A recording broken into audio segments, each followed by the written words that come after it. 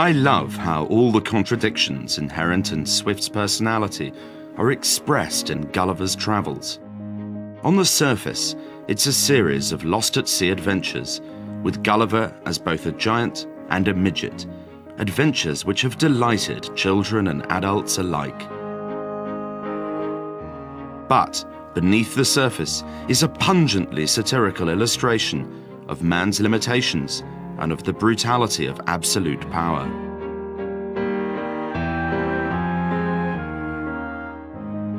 In the miniature land of Lilliput, Gulliver calmly extinguishes a fire at the palace by urinating on it.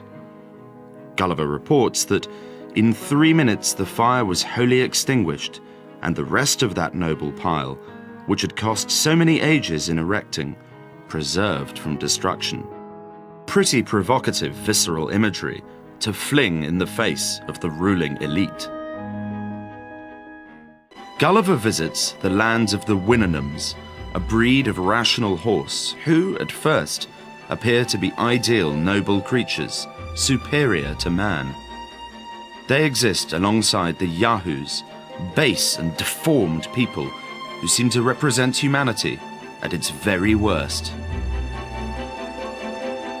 Swift appears to be asking us to choose between the Winninums and the Yahoos, but the truth is that both the kinds of existence that they represent are in some ways deeply flawed. Swift was absolutely consumed by moral indignation, by repulsion at humanity in its most shocking colours, and we see this really coming to the fore. The book ends with Gulliver finally returning home, deranged by his travels, unable to bear the proximity of his family, finding comfort only in the company of horses. Swift used satire to attack flaws in society, providing inspiration to successive generations of writers. What do you think are the sort of personal attributes that somebody has that make him or her a satirist? I think a satirist gets up in the morning and thinks, why cars? Why huts with wheels on the corner? Why do we go about in this? Why do men wear trousers? Why do we have sex lying down?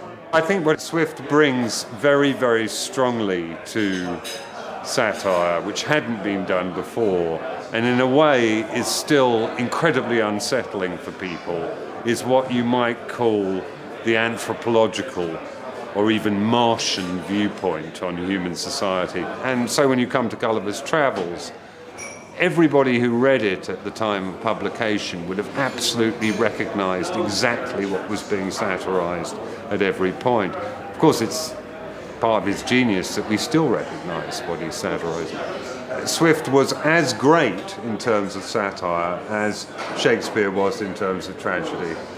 He is the kind of archimandrite of alienation in that way. So, his real fruit, his real kind of literary heirs, therefore, don't emerge until you have a real period of comparable alienation from the social process. So you have to look to the late 19th and 20th century.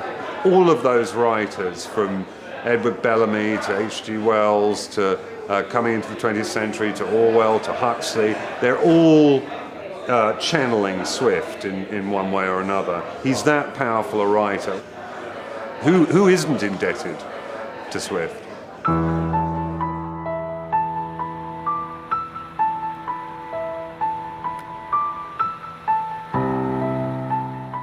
Swift ended his days as Dean of St. Patrick's Cathedral in Dublin, embracing the city he once spurned. Misanthropic yet humane, a depressive with an astounding wit, Swift, to me, appears an almost unfathomable character.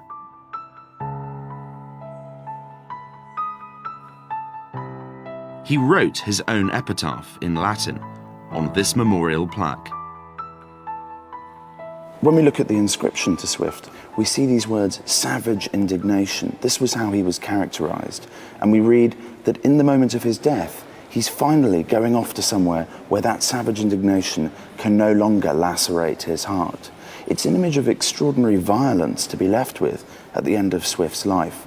But Swift's life had had violence inscribed all the way through it. And it's that violence which is absolutely central to his incredibly original creative vision.